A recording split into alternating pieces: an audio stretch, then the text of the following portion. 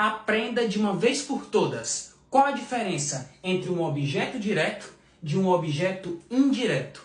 Anote essa dica que ela é valiosa. O primeiro passo é você identificar quem é o verbo. Bem, na frase eu amo você, se eu perguntar até o verbo eu amo, você vai me perguntar o quê? Porque quem ama, ama algo ou alguém. Bem, toda vez que eu fizer essa pergunta, o verbo em questão ele vai ser transitivo direto. E a resposta da pergunta que eu fizer para o verbo vai ser exatamente o objeto direto. Por exemplo, eu amo o quê? Você. Neste caso, o você exerce a função sintática de objeto direto. Ou seja, um objeto direto, ele sempre será o complemento de um verbo transitivo direto. E o objeto indireto? Bem, analisemos a segunda frase. Eu gosto você. Tá faltando alguma coisa. Eu gosto você.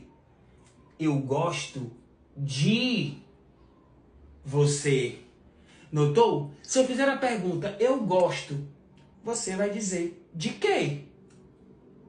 Para eu sair do verbo e chegar no complemento, eu preciso de uma preposição. Por isso que o verbo, ele é transitivo indireto. Verbos transitivos indiretos pedem preposição. Para que eu consiga chegar no complemento, eu preciso passar pela preposição. Portanto, o complemento de um verbo transitivo indireto, ou seja, a resposta à pergunta que foi feita ao verbo. Eu gosto de quê?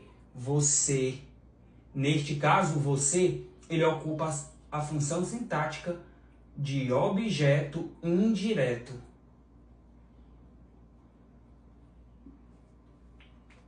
Próxima frase. Eu sonho você. Eu sonho você. Tá faltando alguma coisa.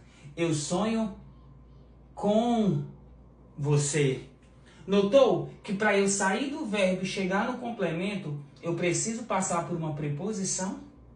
Então, o verbo atinge o complemento indiretamente. Ele não atinge diretamente como atinge com o verbo transitivo direto sem preposição.